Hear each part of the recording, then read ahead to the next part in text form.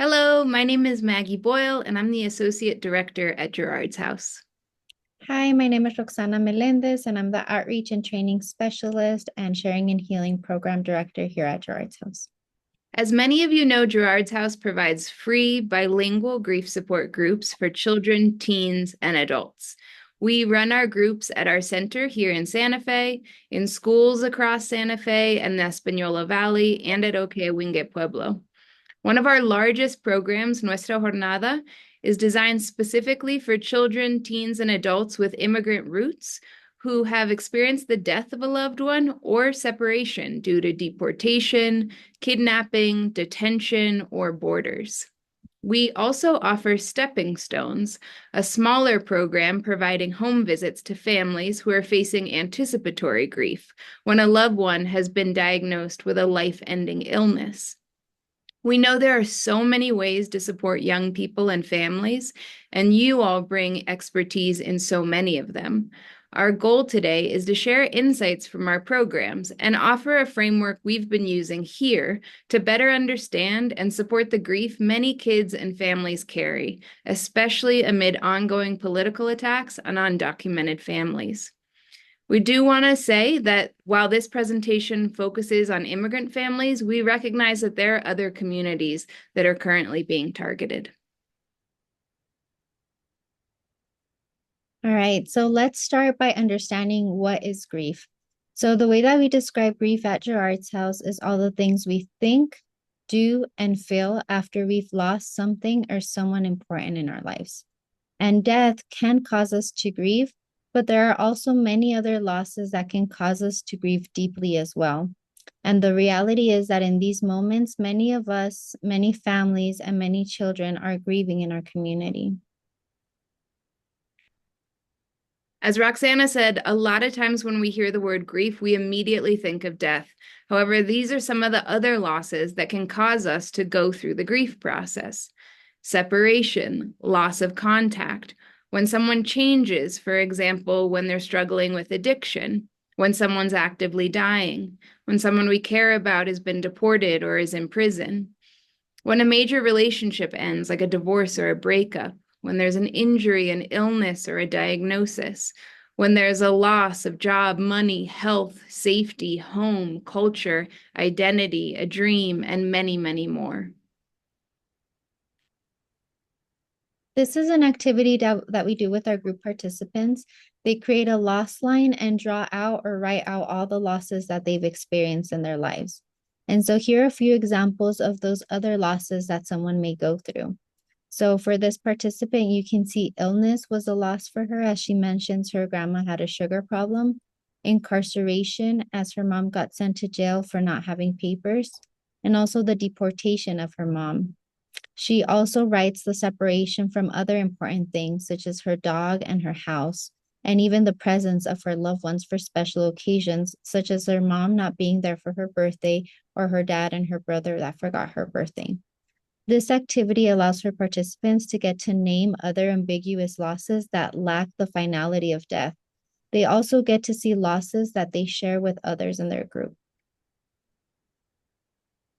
Now that we've talked about grief, we want to shift our focus to anticipatory grief, the grief we experience before a loss actually happens.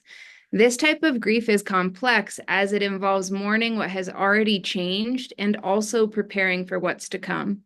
Many children and families we see are facing heightened anticipatory grief due to the insecurity affecting so many undocumented families. For example, children and teens may already be grieving the loss of safety in places that once felt secure: schools, their caregivers' workplaces, churches, restaurants, grocery stores, while also bracing for a possible separation from their caregivers or the place they've now come to know as their home. All right, so let's see different common symptoms of anticipatory grief. And so while the symptoms of this grief can be unique as each individual and their particular experience, there are also some common symptoms that we see in kids who are processing a possible separation from someone they love. And so they can be feeling devastated, confused, and frightened. having difficulty concentrating, feeling isolated and lonely, feeling a lack of power to voice their needs, preoccupation with their loved one, feeling anger about the changes that are occurring, feeling helpless or hopeless, and feeling guilty about not being able to stop the loss or the separation. It's important to recognize that people cope with anticipatory grief in different ways. Some find that they're fixated on the worst outcome, while others try to avoid thinking about it altogether. These differences can make it challenging to communicate and support grieving kids, especially if we don't recognize our own tendencies towards one or the other in times of uncertainty. Even if no one has spoken about it openly, kids and teens may already be fearing the worst or actively trying to avoid those thoughts. So the best approach is to acknowledge all perspectives. The fears, even if they're very unlikely, the frustrations, and also the reasons for optimism and hope.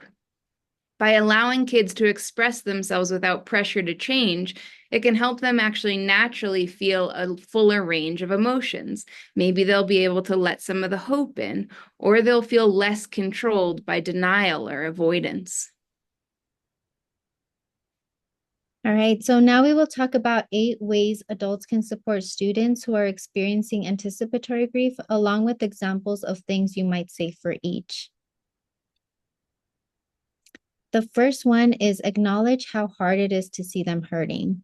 We have an example on the bottom of the slide of something we might say, and we'll go over this in a bit. But sometimes families are told with the best intentions not to worry or not to fear possible situations that may not happen.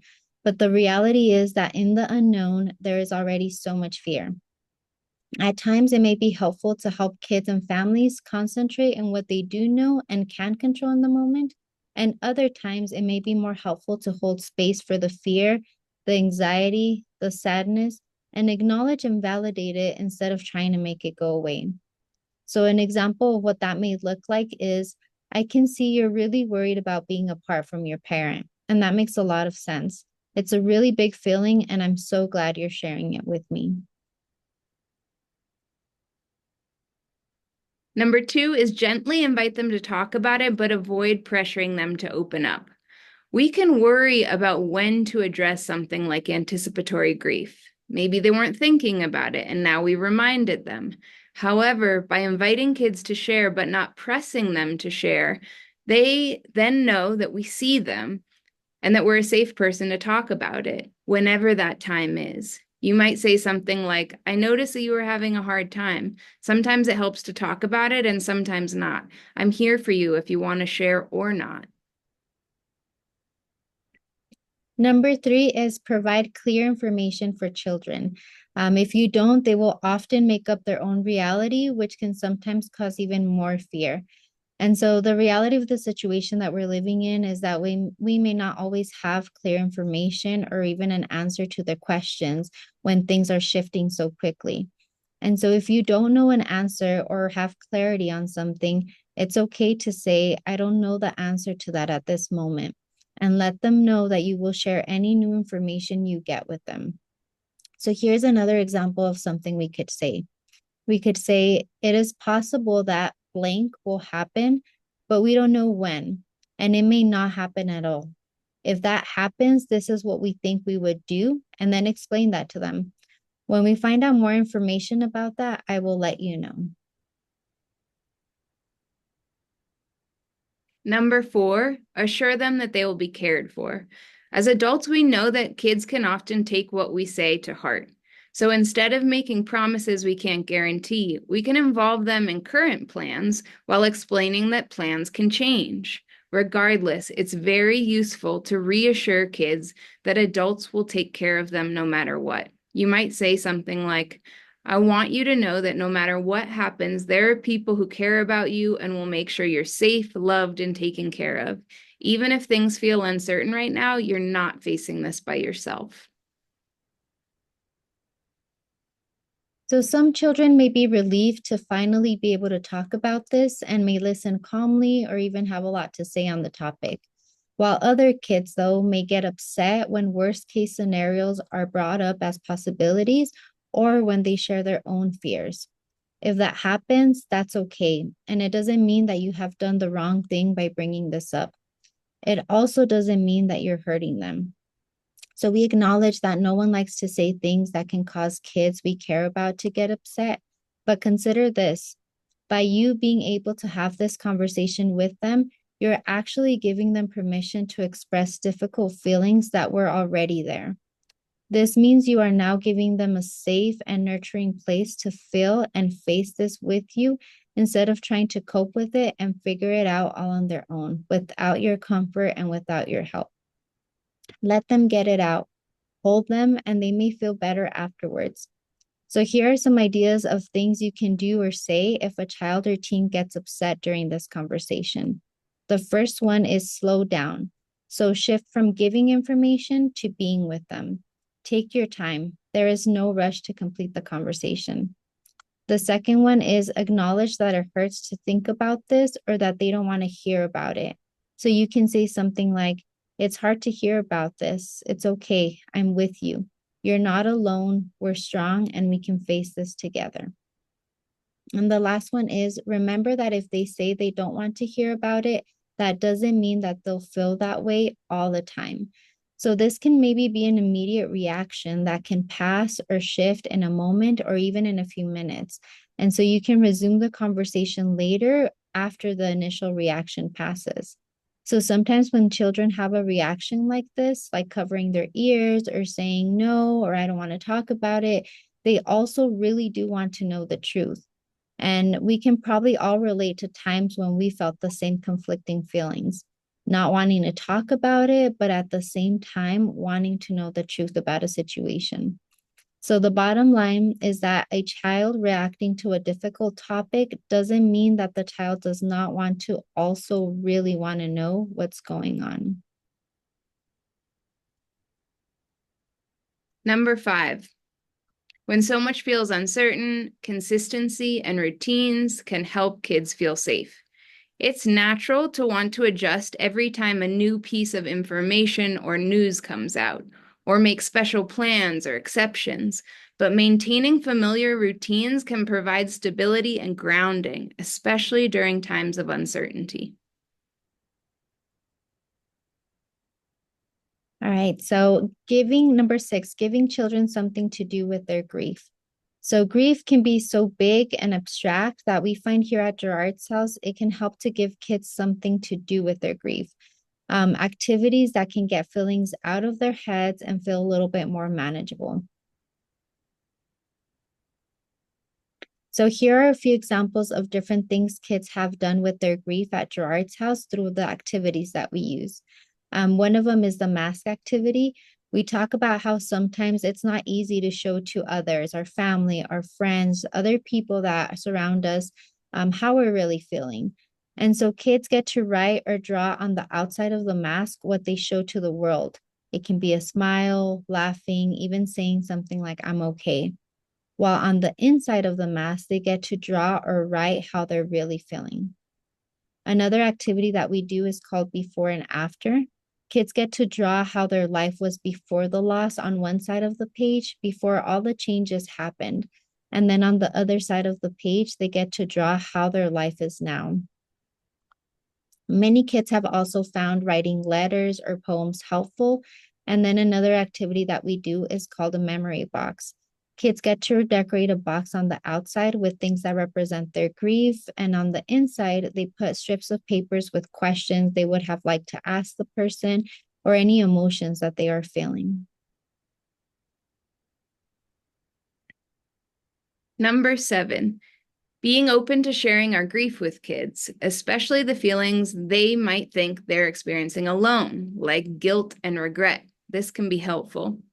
However, this needs to be approached with caution. It's important to recognize how sensitive this topic can be for us, and to ensure that if we do share our losses, we do so in a way that makes them feel less alone, not as a way for us to process our own grief. An example could be, I wonder if anyone like me has a loved one that they can't see anymore. When that happened to me, I remember feeling a mix of sadness, anger, and even guilt, like maybe it was somehow my fault. If you've ever felt that way, you're not alone. Number 8, when it comes to their grief, resist the temptation to try and make it better, fix it, or give them advice about how to do it.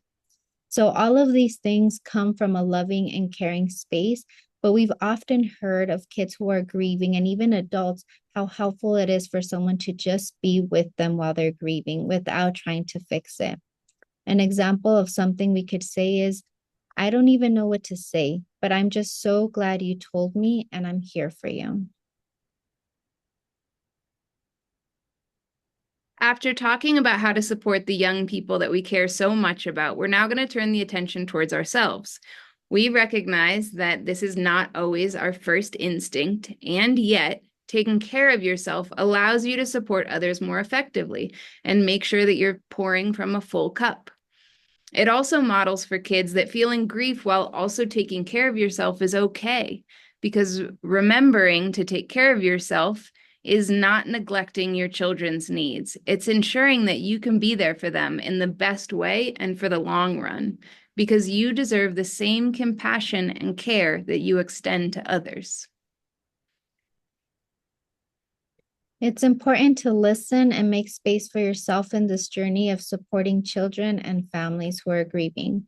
So sometimes it's normal, we may doubt ourselves, but we can take a moment to acknowledge the amazing attunement that we have with the kids we work with or how much we care. And we can also consider what is hard for us in all of this. What are our own questions or concerns? What hurts us as we see our students grieving or a child that we care about grieving? And what strengths and gifts are helping us get through this? So please take a moment to pause this video and grab some paper and something to write with. Take a moment while you reflect on that attunement to write down your responses to each question on this slide, and take some time to reflect on your answers or share them with someone who is going through the same situation or someone who cares about you.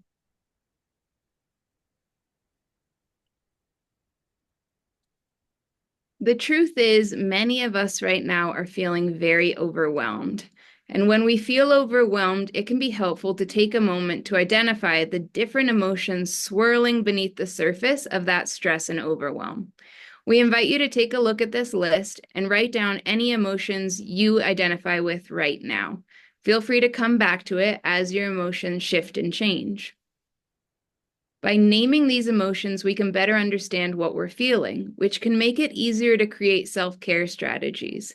At Gerard's house, we emphasize with participants that the goal of grief isn't to feel better. Too often, that actually just means stuffing down feelings and pretending that everything is okay. Instead, we encourage participants to find ways to take care of themselves while experiencing emotions like sadness, anxiety, anger, and more. As you review your list of emotions, you may notice that your strategy for coping with helplessness differs from your approach to your anger. For helplessness, maybe talking with others might be helpful, while for anger, doing something really physical could be more supportive. Feel free to pause the video now and write down the symptoms that jump out at you. Here we have some ideas of things you can do with your grief. Being intentional about supporting ourselves with our own grief can be useful instead of having to carrying them around unexpressed. So here on this slide, we have a list of things that you can do as you take care of yourself. So you can take a moment, pause the video, and read through them. At Gerard's house, we've seen how powerful it can be to share and listen to others who are grieving during challenging times. As we wrap up, take a moment to consider who in your support system can you reach out to today for help or comfort. We have came to the end of our video. Thank you for your attention and your interest in supporting grieving youth as we navigate these uncertain times. We hope our perspective will be useful. Gerard's House is here for you and for anyone else in our community who needs support.